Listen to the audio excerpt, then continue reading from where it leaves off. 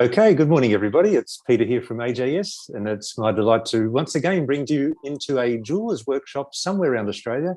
And today we're going to sunny Geraldton in Western Australia, and we have the delight of welcoming back Penny Layton. Hi, Penny. How are you? Hi, Peter. Hey, everyone. Welcome. Yeah, great to see you again, Penny. And today we're getting into cuttlefish casting. Do you just want to give us a bit of an overview on about cuttlefish casting?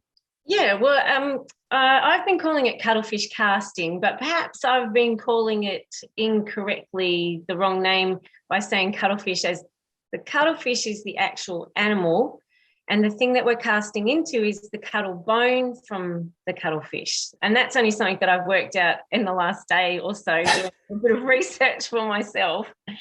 So a cuttlefish has a part of its body called the cuttlebone, which helps it float. It gives it its buoyancy, and it can change how much it wants to float by using this bone opening and closing and doing all sorts of weird and wonderful stuff with it. So this is one that a cuttlefish has cast after it's passed away. It's hard on the outside and very soft and powdery on the inside. I'm not sure if you can really see. Yeah, we can see that, Penny. Yeah. And they come in all sorts of shapes and sizes. I am super lucky here in Geraldton.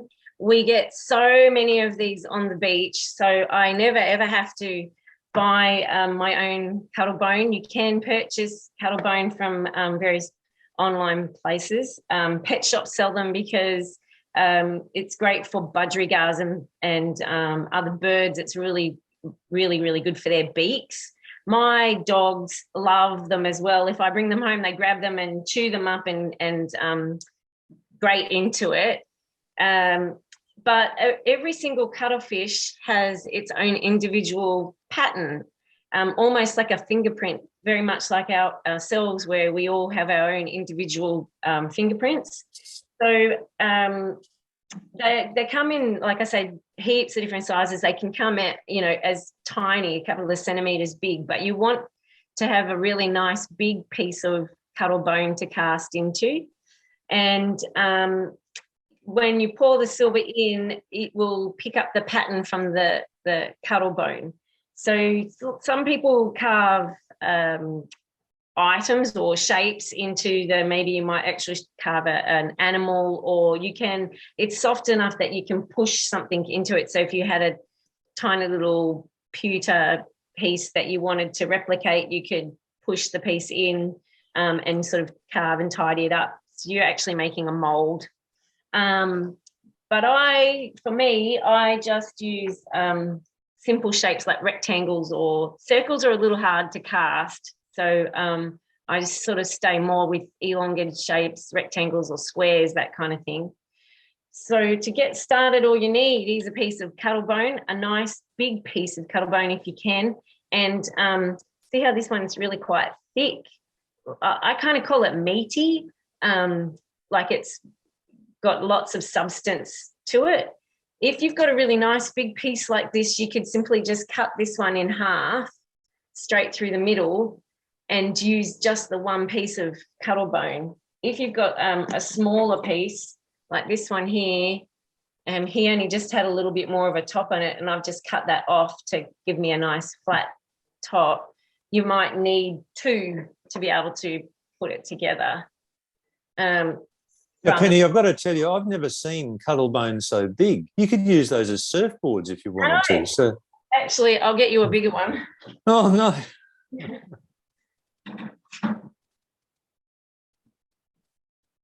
I was right. You could use it as a surfboard.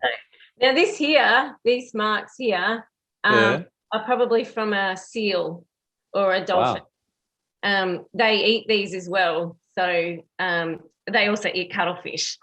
So that could have been left from, and we get lots of seals here as well in Geraldton. So it's probably more likely a seal that may have got to that one.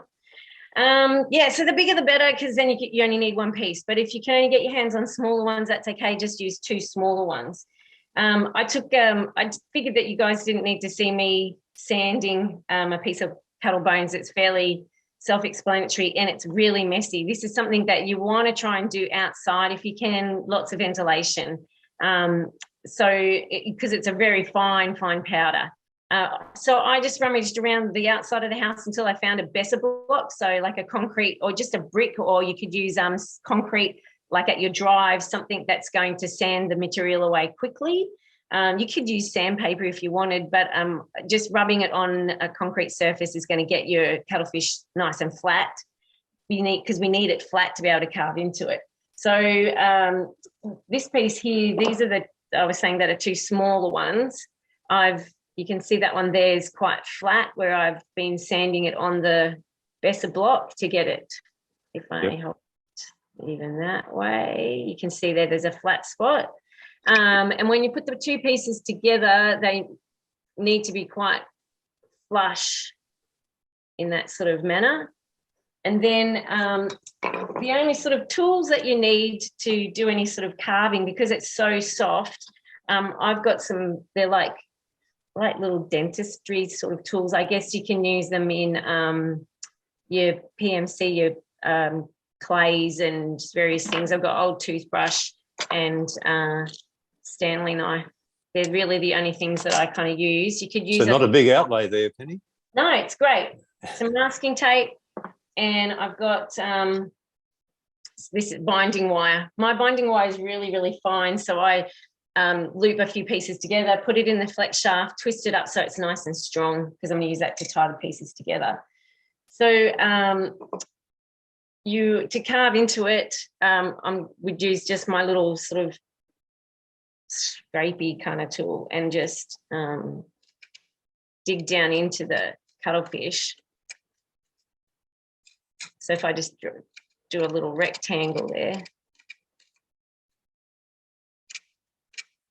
something to start with, and then I might use my Stanley knife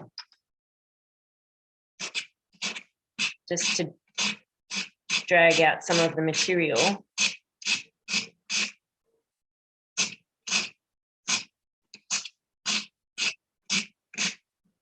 And then I like using the toothbrush to just pull away all that loose stuff I've just dug out. The more you brush, the more, it's going to be really difficult to see on camera, but the more you brush, can you see that? Oh, wow. Yeah. So using the brush, I use the Stanley knife to start with, just to get a little bit of depth, but then I use the brush to pull all that material away, and you can pull as much or as little as you like to get the pattern that you want. So you're a bit like an archaeologist there. Yeah. So just while I've got the chance, Penny, I'll just say hello to Cassia, Pete, Gail and Orietta and all the other people watching us. So thank you for coming on board. If you'd like to introduce yourself by saying where you're from, that'd be great. And back to you, Penny. Thanks.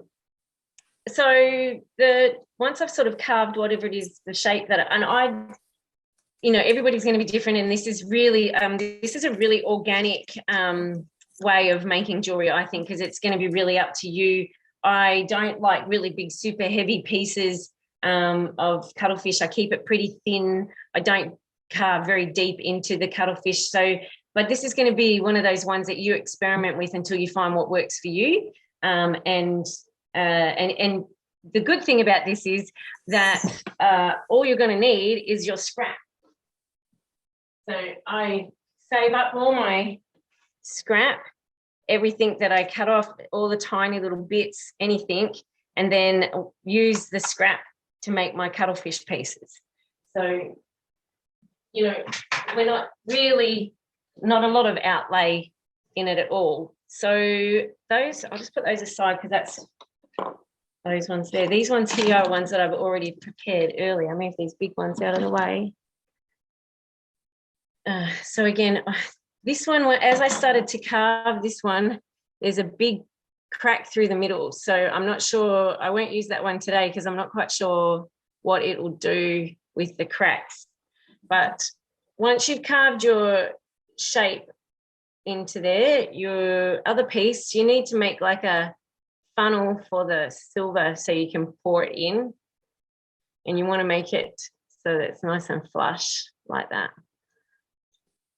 You can see that bit there of just, all I did was line up the two pieces, look down where my piece is that I've carved out, and then I just drew a little sort of semicircle there, and then again using the Stanley knife just carved that out so I've got an area to pour into.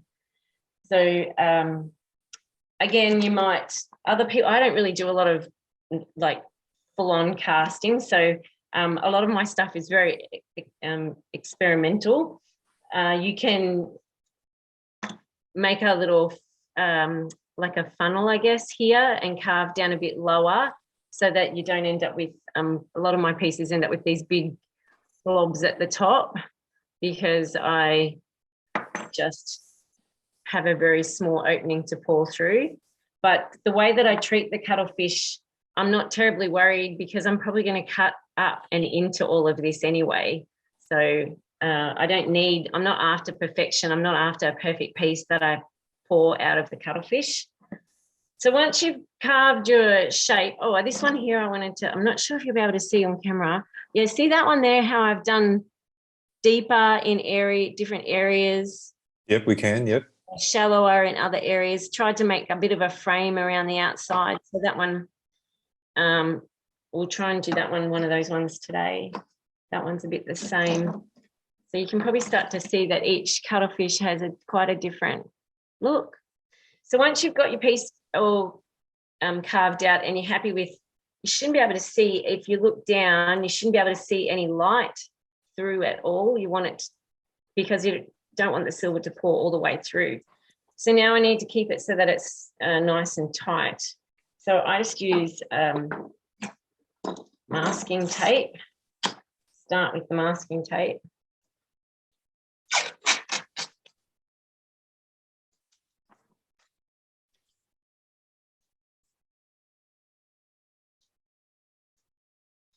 About the middle, doesn't really matter, we just want it to hold in place.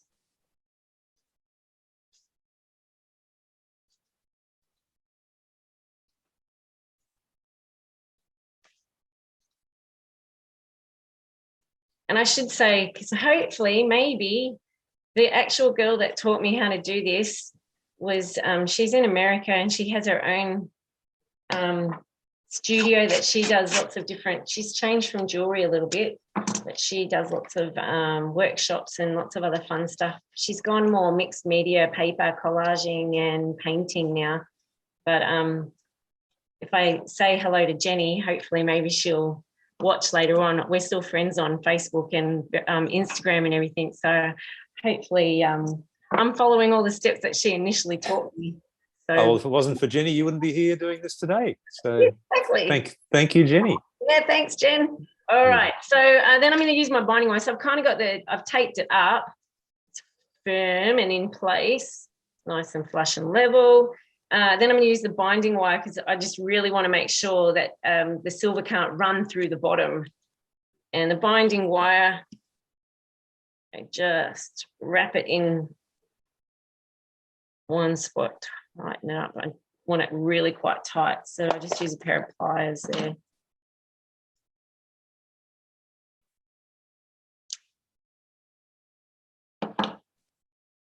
So there's really no movement at all there now.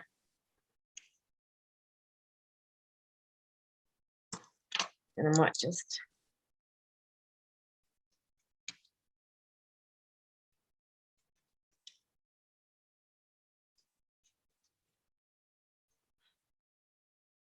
all I did was just carve that a little bit more, so I've got a bit more space to pour. Okay.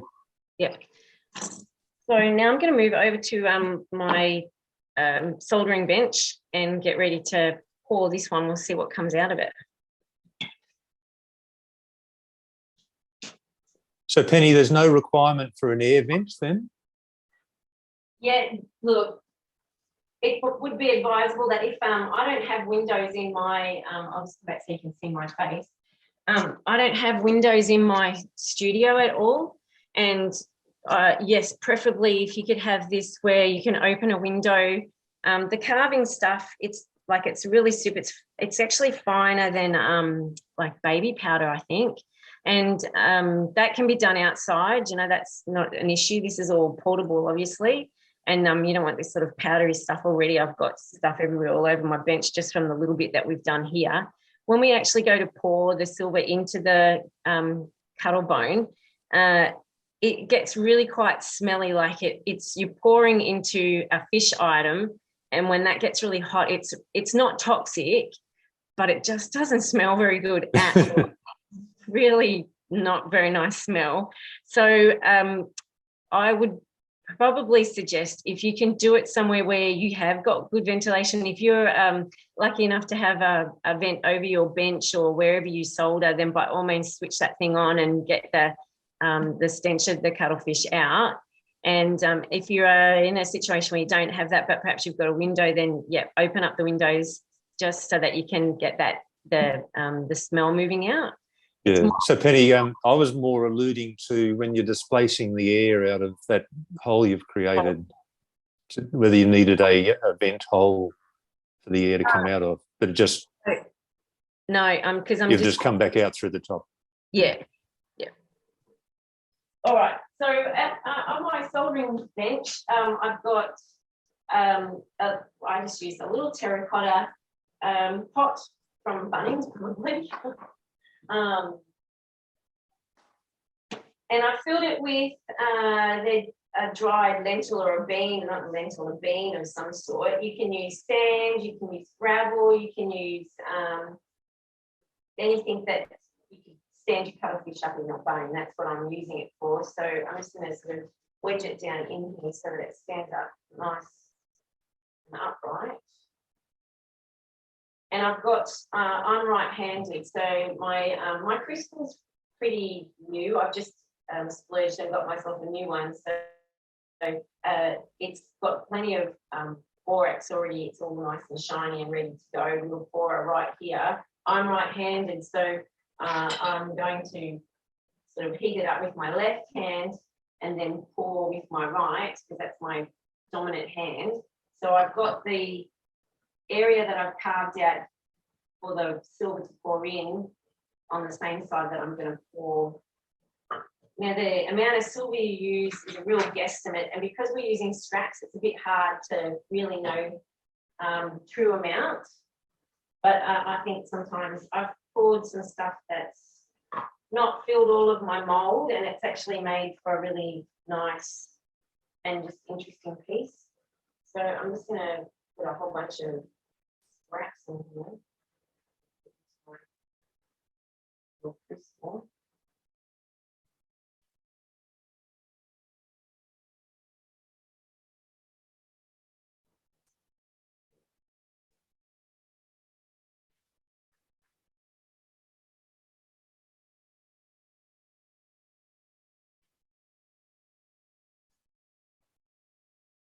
Right. I try to have more than this. And I'll melt that down, and then as we're going, if it looks like I need more, I can always add a little bit more. I've got just a little bit of borax here. So if I need to add some to make this a little flow a little better.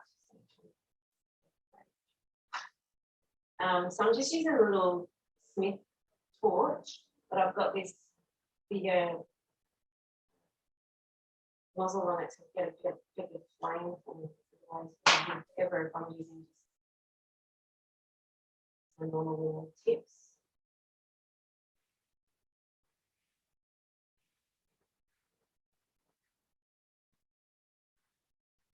So I'm just going to start heating up all of the silver and the crucible at the same time. I'm going to try and get that crucible a bit warm everywhere as well. A lot of my scrap has paper on it, so there's a bit of things to really care for.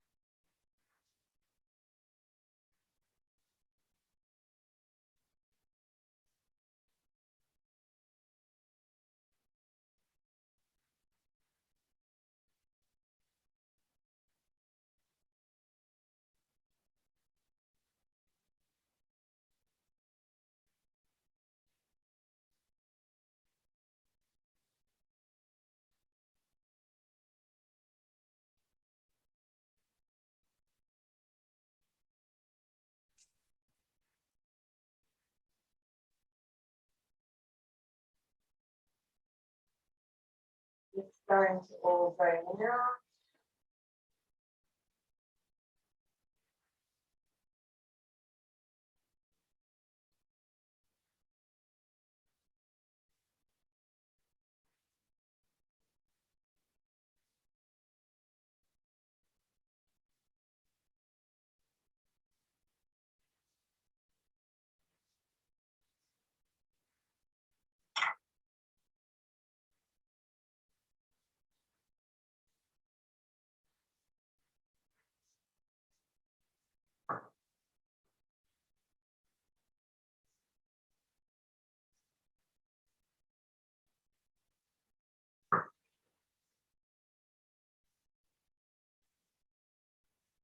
And I might just add a little bit more silver to that.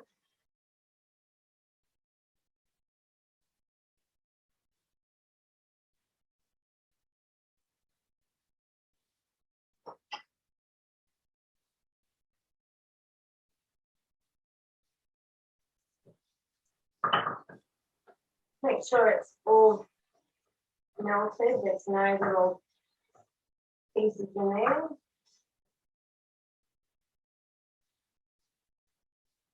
Now I'm going to go at pouring this in now. So I want to try and keep the heat on there. My crucible, as I said, is reasonably new. I've got lots of borax already there, so I'm not going to add any more. Keep the heat there on the silver.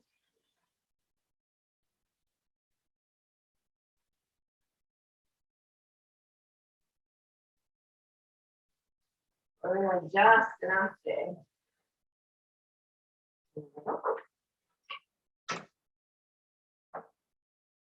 How's the aroma there, Penny? Yeah, not very good. It's really horrible. That was a little bit that didn't quite go in. Just going to leave it for just a second. I've got a bucket of water. If I get impatient, I can just put it straight into the bucket. Yeah. Do you want to just show us some of your completed works while we're waiting? Yeah. So like I say, I look at the piece and cut them up. Some of these ones are really quite thick, and I just don't like too much weight in my jewelry. So that one's really quite thick. It's maybe 0.5 centimetre thick, and it's really quite heavy. I could sort of try and file some of that away, but obviously I'd only file from the back so that I don't remove the pattern. But to me, that's a little bit too heavy. It's sitting there. Something will come to mind at some point. But I usually just pop the piece onto a piece of paper and then draw around it and follow the shape that I can see in the piece that I've cast. So I'm thinking of a little bit of opal there with a pearl on top. And to try and make my pieces as Geraldton based and WA based as I can, I use their Brollis Keshi's pearls from the Brollis Islands here as well within my pieces. So this one here, I'm going to add this little display cabinet.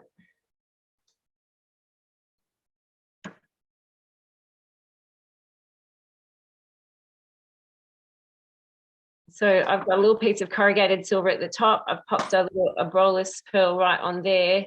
I've texturized some silver here and done a little bit of wrapping at the top. So that's just one little piece that I did. This one here, I've got a little bit of opal in it as well.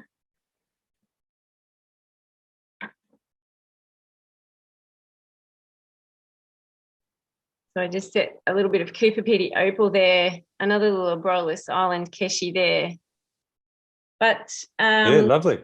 Cute earrings as well. Can cut little pieces up to make earrings. I've made a ring, but once pouring a really long piece like that, but getting enough silver to fill the whole piece was really quite tricky, and then it made it really quite heavy.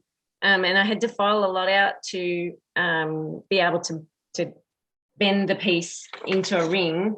But you can use a ring to push into the cuttlefish, probably something that's a little thicker. This is only 0.8 millimeters thick, but you can push the ring into the cuttlefish and then pour the silver in and have a ring that way. I'm just not sure how much of the cuttlefish pattern would be on it when you pull it out. But pouring it the other way, you get really great texture and pattern on the actual piece of silver when you do the long ones. It's just that it's really tricky to have enough. And this one, you can see it got really heavy and thick down the bottom because I obviously had to pour all the way to get to the bottom. But yeah, so that's this one here. So Penny, Nicola has asked, how detailed can you get with this type of casting? So you said people do shapes of like dolphins and things like that.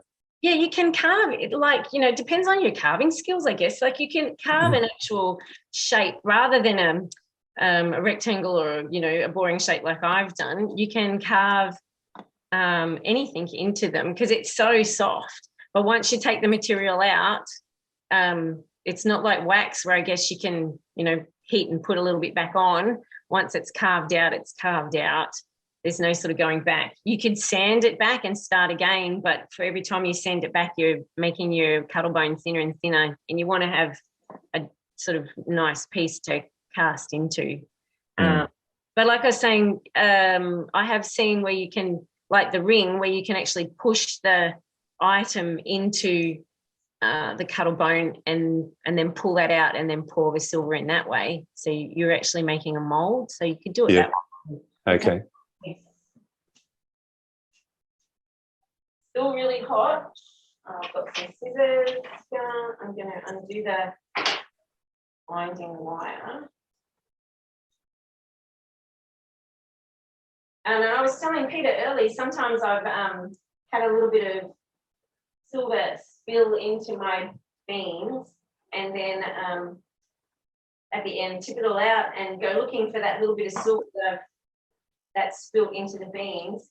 And they'll have some really great organic shapes as well, and then you can use those pieces as well to make something out of. The beans, you can sometimes get this really smooth, amazing little hollow where a little pearl will just, it's so perfect, looks so nice. So I'll bring this over to the side of the camera so it's easier to see. You can see now that that is burnt right into the cut-off bone. Once you've used one piece, unfortunately, you can't really use it again. I guess it depends on how meaty this was, because this is really quite soft and you've burnt out quite a lot. So don't get this out of here now. It's still quite hot. I'll just quench it.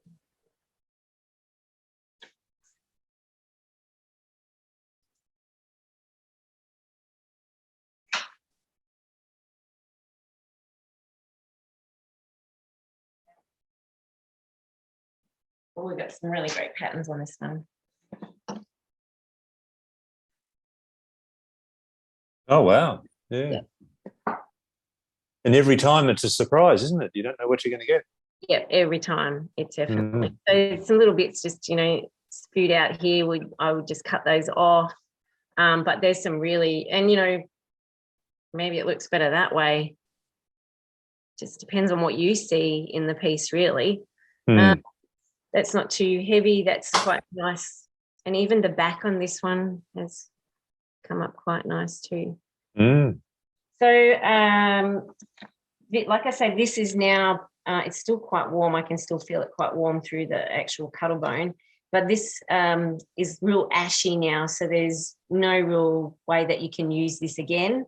You could try and pull all that out and flatten it out again, but chances are it's probably burnt. It doesn't look like it's burnt very far through, but it's actually just smouldering away through there. So, and if you put it in water, then you have to wait for the whole thing to dry out again. So it would be a matter of having to leave it outside and let it dry out to see if you could use it again. I'm, like I said earlier, I'm really lucky. I don't have to worry too much because there's so much cuttlefish on the beach. I've got bags of it here. Every time we walk the dogs, we take a bag with us and pick up cuttlebone. It's just everywhere. So You might end up with orders from all over Australia, I think, after today, Penny. Say, like, if anybody wants to give this a go, you're more than happy to, and you're struggling to find it, yeah, send me a message. I'm not sure how the Australia Post will go with this going through the mail, but anyway.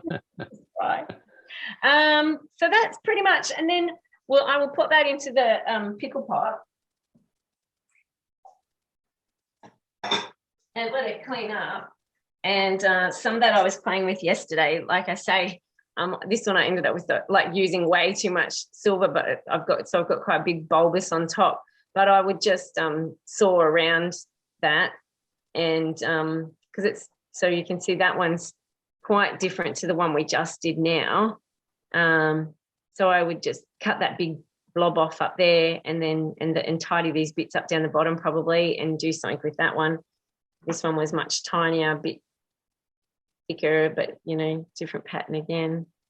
So I don't know if you want me to try another one, or whether you want to, if anyone had any questions, or if there's something else. We do have a question from Orietta. She says, is it possible to carve the cuttlefish and melt the silver scraps directly into it? So not creating the mould per se. I can't say that I've actually tried it that way. I would think personally you would have to carve it pretty deep so that the silver didn't run everywhere, and this burns very quickly. I can't say that I've tried. I'm just thinking about all the things that I see happen while I'm doing it in this situation. So the little piece that that dropped on the top here just burnt straight into the cuttlebone. So I would think if you had it in this way and poured it, unless it was a very deep mold that the silver would just run, that scares me a little bit, having molten silver just everywhere. That would be my concern. Does that make sense? It does, yeah. Thank you, Penny. And if anyone else has a comment or a question, please fire away. That would be great. Or even a congratulations. Or an order for some cuttlefish. Yeah, there you go. Probably what I did actually, and I didn't use, and that was really naughty. I have got a couple of tips that I would probably recommend while doing anything like this. Some darker glasses, safety glasses, while you're doing your melting, and a mask to help with the smell. But the smell lingers, so not too much you can do about the smell, unfortunately. But as you're pouring it, and I don't know if you can see on the video, but it's smouldering, it's quite smoky. So it's quite a long smell that hangs around for a while.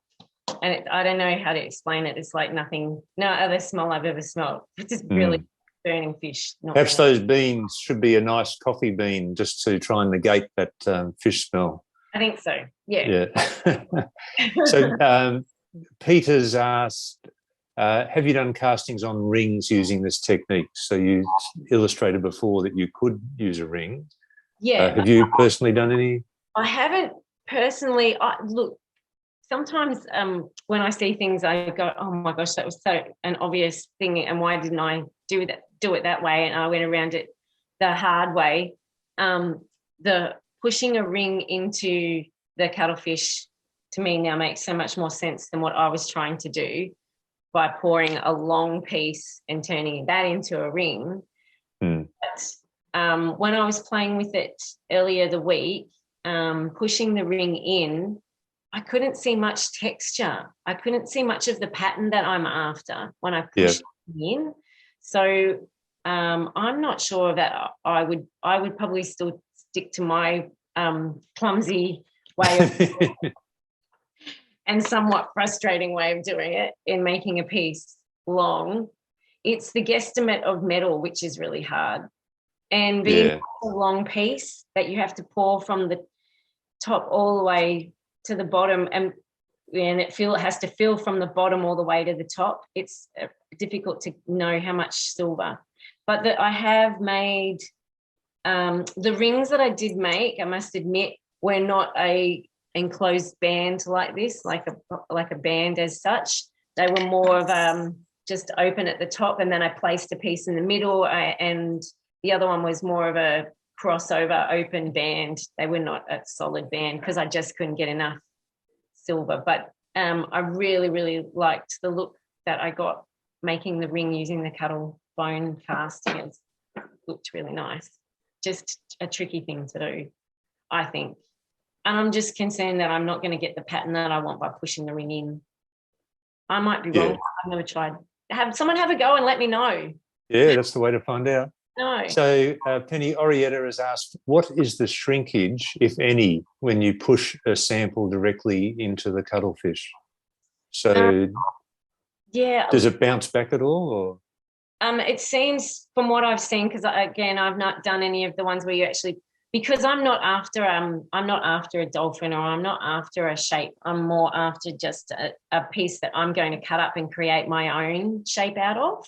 But from what I've seen, it's not very much shrinkage at all, because this stuff burns. I think it feels it really well, and you almost get a replica of whatever you pushed into the cuttlebone. Indeed. So we had a lot of lovely comments, people enjoying the presentation today, Penny. So thank you very much for that. I don't think there's a need to demonstrate it again, because we've done it once. So people have got the idea. So if you want to get into it, send Penny your order for some cuttlefish. She'll get them over to you, and away you go. So I'd like to thank all those who did comment or ask a question, including Cassia, Pete, Gail, Orietta, Wayne, Melinda, Ben, Nicola, Wayne, Julie, and Cassia again. So thank you very much, everyone, for coming online and being a part of today's demonstration. Thank you so much, Penny, for sharing. Thank you for having me. Thanks, everybody, for watching and commenting. And, if you have any other questions, I'm more than happy to answer later on. Or, thank you so much for watching. I really appreciate it. And Penny's details, her socials and website and everything, are in the comments in this post. So that's great. Okay, Penny, we'll look forward to seeing you again next time. Thank you. Thanks for having me.